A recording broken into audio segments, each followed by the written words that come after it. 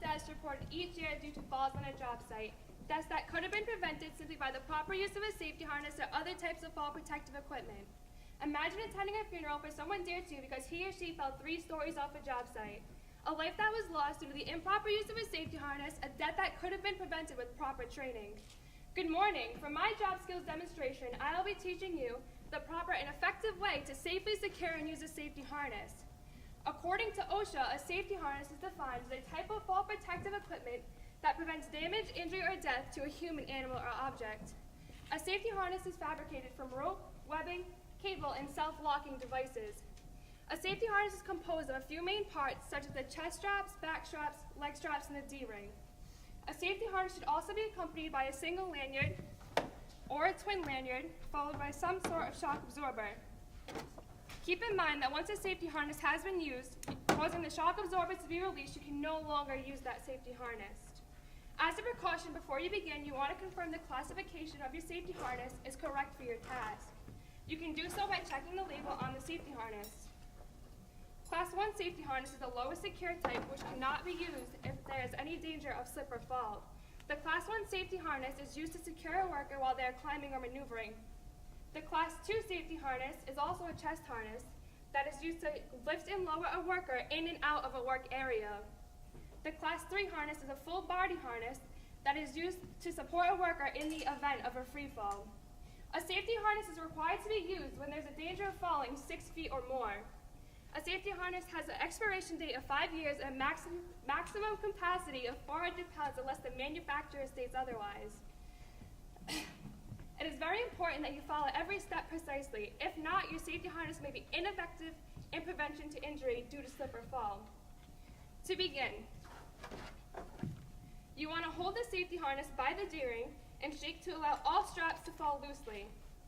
You want to hold the safety harness by the shoulders and ensure that all knots, twists, and buckles have been undone. You hold the safety harness by the shoulders and put it on like a jacket. And once again, at this time, you want to make sure that all knots and twists are undone. You want to start by strapping on the legs of your safety harness, and then repeat with the second leg.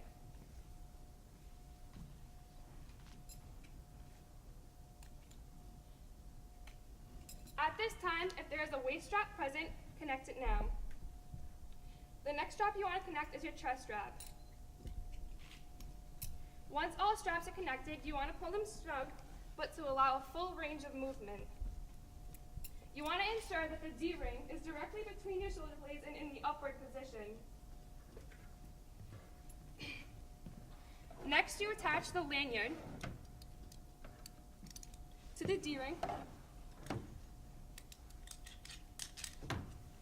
which is connected to the rope, and the rope is going to be connected to an anchorage point. Keep in mind that your anchorage point has to be installed on a roof that can withstand 1,000 pounds of jerking tension.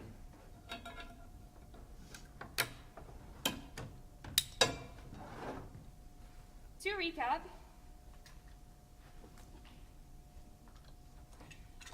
you hold your safety harness by the D-ring and shake to allow all straps to fall loosely.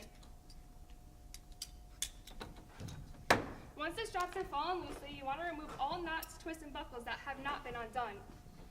Once all knots and twists are undone, you want to hold your safety harness out by its shoulders and put it on like a jacket. Then you start with your leg straps, move on to the waist, and finish with your chest straps. Once all straps have been buckled, you want to tighten them all snug but to allow a full range of movement.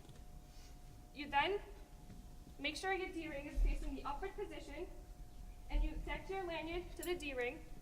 And once you're connected to the D-ring, you attach the rope to the anchorage point. Keep in mind that the anchorage point has to be installed on a roof that can withstand 1,000 pounds of jerking tension. In conclusion, properly securing a safety harness may be the reason why you or someone you love is alive today. Now that you know how to safely secure a safety harness, you can complete any construction task that is given to you correctly. Thank you. That concludes my job skills demonstration.